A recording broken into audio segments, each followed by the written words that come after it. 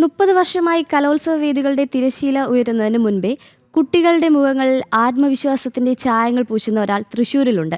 Makeup man Deepu Thrissur. കലോത്സവത്തിന് മാസങ്ങൾക്ക് മുൻപേ കുട്ടികളുടെ വിളി എത്തി തുടങ്ങാറുണ്ട് ഈ മേക്കപ്പ് ആർട്ടിസ്റ്റിനെ തേടി. അനഘ ഹർഷൻ തയ്യാറാക്കിയ റിപ്പോർട്ടിലേക്ക്.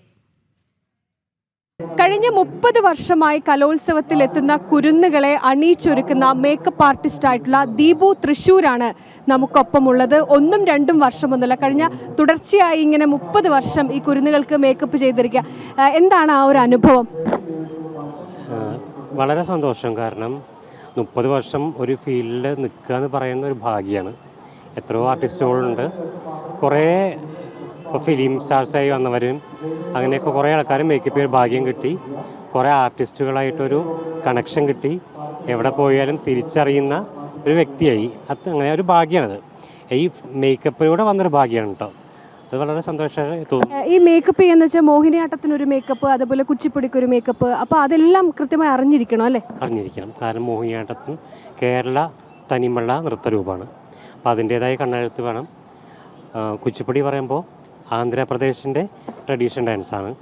അതിനനുബന്ധിച്ച വസ്ത്രധാരണമാവും, ഹെയർ സ്റ്റൈലാവും, ബാക്കിയെല്ലാം ആവും. പൊട്ട് വയ്ക്കുന്ന പോലെ ഡിഫറെൻ്റാണ്.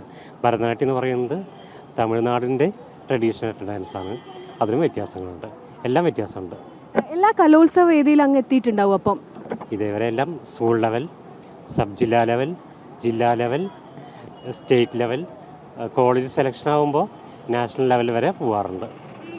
ഈ വിധി നിർണയത്തിൽ ഈ മേക്കപ്പ് അടക്കം വലിയ പ്രാധാന്യം ഉള്ള ഒരു കാലഘട്ടം കൂടിയല്ലേ ഇത്? അതെ, തീർച്ചയായിട്ടും. കാരണം മേക്കപ്പിന് ഇമ്പോർട്ടൻസ് ഉള്ളതുകൊണ്ടാണ് അവർ വേഷഭംഗിക്ക് മാർക്കുണ്ട്.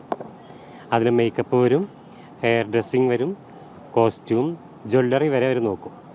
അങ്ങനെ നോക്കുന്നത് ഒരു അവസ്ഥയാണ് ഇപ്പോൾ. അതുതന്നെയാണ് ഇനിയുള്ള കലോത്സവങ്ങളിലുമൊക്കെ ഈ ദീപു തൃശ്ശൂരിൻ്റെ ഒരു സാന്നിധ്യം ഉണ്ടാകുമെന്ന് തന്നെയാണ് പറയുന്നത്.